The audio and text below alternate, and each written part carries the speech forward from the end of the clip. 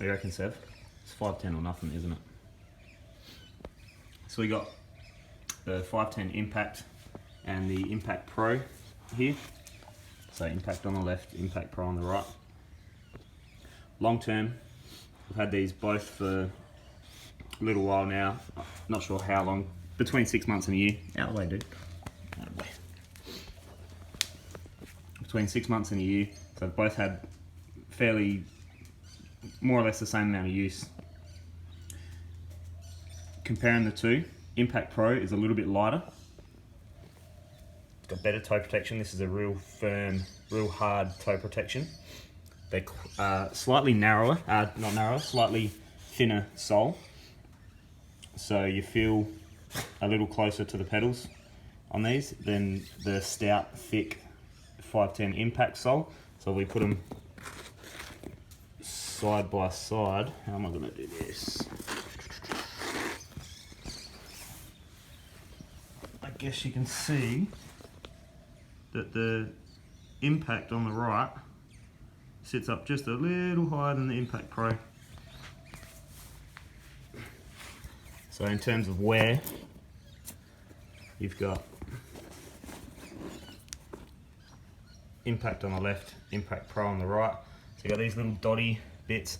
Now at first I thought that would be better for grip, but turns out the standard Impact is superior when it comes to grip. Seems to be wearing a little better. I think being a thicker sole, having more absorption for your pedal pins and whatnot there, definitely helps. Walking around in them, they both feel quite similar. The Impact Pro is a little bit lighter. I think the Impact is more comfortable. It's a more comfortable shoe. For me, when you're talking about all-out performance, I always go back to the Impact. The grip is better. It's the best grip on the market. For the 510 shoes, the Impact, the standard Impact and the standard Freerider are the most grippy shoes you'll get.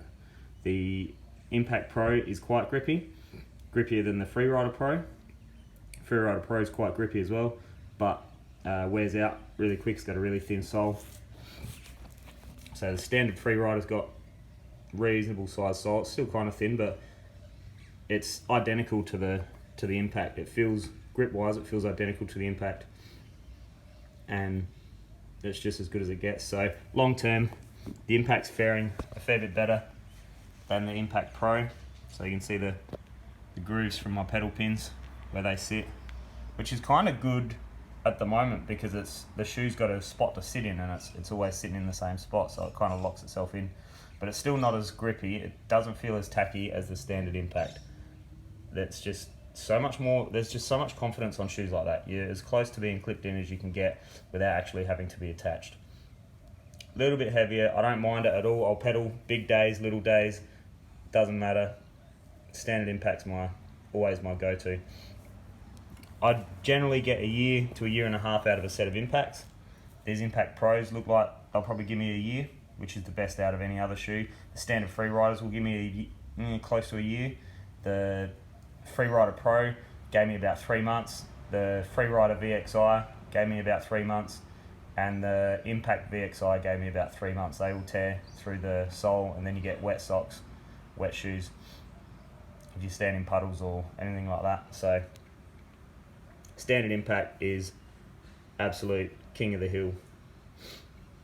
If you're into flat shoes, these are your go-to. Don't worry too much about weight. If you're really worried about weight, get the standard Freerider. They're lighter, a little bit easier fitting, and they're a little bit more casual as well. So standard Freerider or standard Impact. All the other ones are a little bit under the bar in comparison to what the Impact and the Freerider set.